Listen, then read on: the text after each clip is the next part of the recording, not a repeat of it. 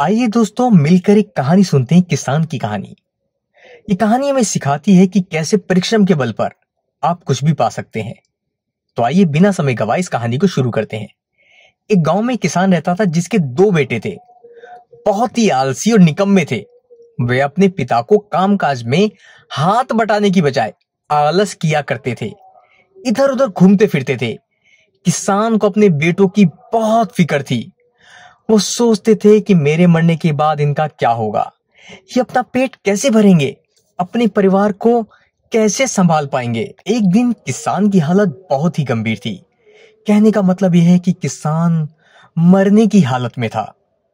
तभी किसान ने अपने बेटों को बुलाकर उनसे कहा कि हमारे खेतों में एक खजाना गड़ा हुआ है, लेकिन वे किस जगह है उसकी जानकारी मुझे भी नहीं है, लेकिन खोदने के बाद तुम्हें वो खजाना मिल जाएगा। इतना कहकर किसान भगवान को प्यारे हो गए।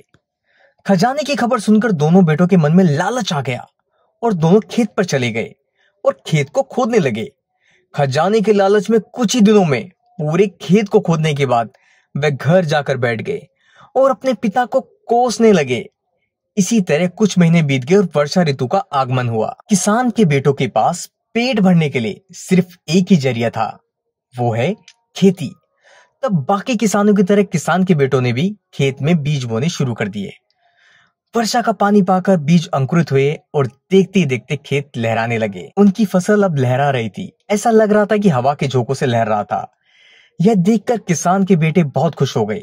उनको समझ आ गया कि परिश्रम ही सच्चा धन होता है, और वे उसी तरह से अपने पिता के शब्दों का मोल भी समझ गए और अपने कामकाज में लग गए। दोस्तों, आशा करता हूं आपको ये कहानी बहुत पसंद आई होगी। इसे अपने दोस्तों के साथ शेयर करना ना भूलें।